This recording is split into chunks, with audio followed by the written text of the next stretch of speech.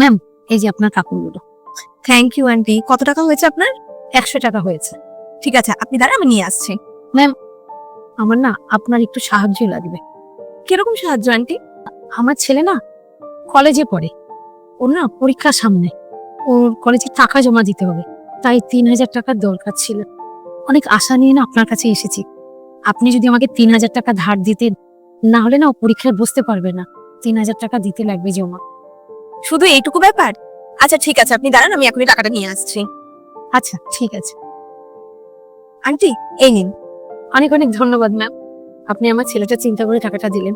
আমি টাকাটা ফিরিয়ে দেবো তাড়াতাড়ি। আরে না না আন্টি, কোনো ব্যাপার না। দেখো, দরকার তো পড়তেই পারে, কিন্তু পরীক্ষাটা না দিতে পারলে এইটা আমার খুব খারাপ লাগবে। এটা আপনি নিন, আর ভালো মতন বলে পড়াশোনা করে আপনার ছেলেকে পাশ করতে। ঠিক আছে।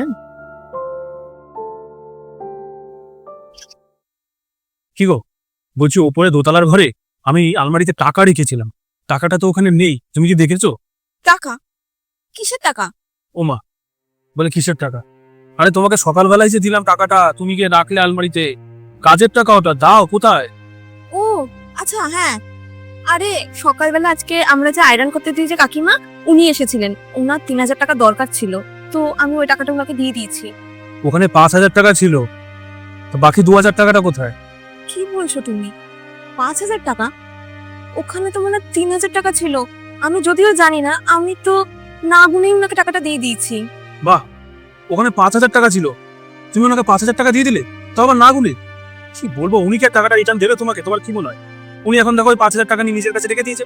ওনার তো লাভই হয়ে গেল না, 3000 টাকা চেয়েছে, 5000 টাকা পেয়ে গেল, কোনোদিন আর ফেরত দেবে না তোমাকে। কি বলবো তোমাকে, আর সত্যি মানে আমি বুঝে উঠতে পারছি না, এত কষ্ট করে 4টে পয়সা ঘরে নিয়ে আসি, সেটাও তুমি গরিবদের মধ্যে দান করে দাও। তুমি কি যে বলো না অভি, উনি ওরকম মানুষ না, উনি খুব ভালো মানুষ। তুমি দেখো, উনি ঠিক এসে টাকাটা ফেরত দিয়ে যাবে। তুমি একটু দাঁড়িয়ে যাও।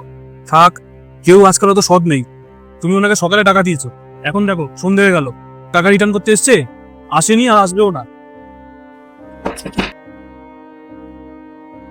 আন্টি, আপনি এখন এখানে? কি হয়েছে? ম্যাম, সকালে যে আপনি টাকাটা দিয়েছিলেন না, সেখানে 5000 টাকা ছিল, তো এই যে 2000 টাকা। দিন, আমার কাছে দিন। আসছি আমি। হ্যাঁ?